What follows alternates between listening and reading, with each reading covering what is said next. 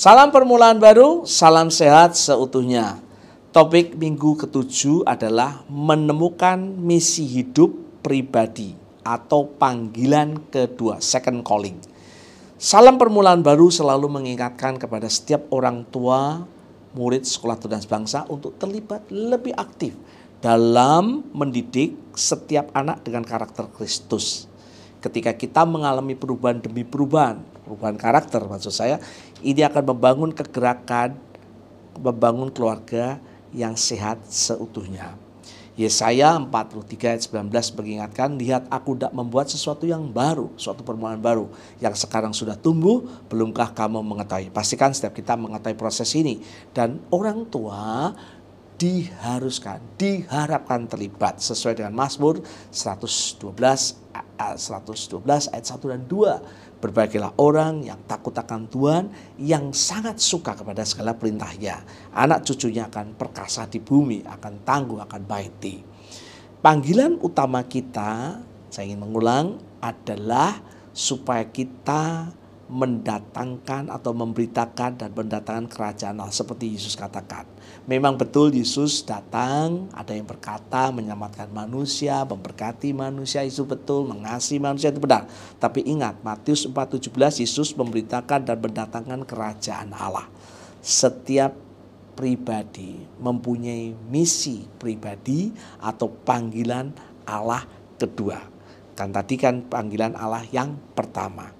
Nah, memang betul misi utama daripada kita atau seperti Yesus adalah menjadi murid Kristus untuk mendatangkan kerajaan Allah di dunia. Ini misi pertama, seperti sesi topik yang lalu. Setiap kita pribadi sebagai orang percaya dipanggil untuk menjadi murid Kristus. Tetapi kita juga mempunyai yang disebut dengan panggilan pribadi secara unik bagi setiap kita, itu saya sebut dengan second calling.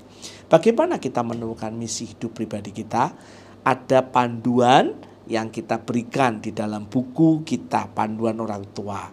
Pertama, bisa mengetahui konteksnya, yaitu di mana atau kapan kita hidup untuk menjawab kebutuhan dan mempunyai kesempatan menjawab kebutuhan itu. Yang kedua, misi Tuhan. Apa yang akan Tuhan lakukan jikalau Tuhan ada di dalam posisi saat ini? Apa yang Tuhan kerjakan di dalam posisi kita saat ini? Nah, itu yang disebut misi Tuhan secara unik di dalam kehidupan kita.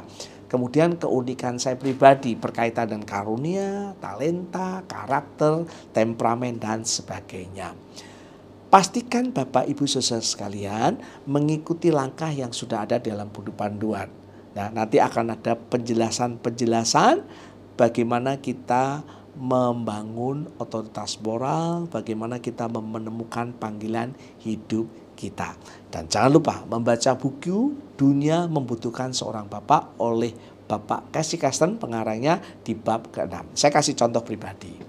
Saya sebagai ayah mempunyai panggilan yang kedua. Panggilan pertama menjadi murid Kristus, atau kita menjadi berkat untuk supaya orang menjadi murid Kristus, atau kita mendatangkan kerajaan Allah, itu betul.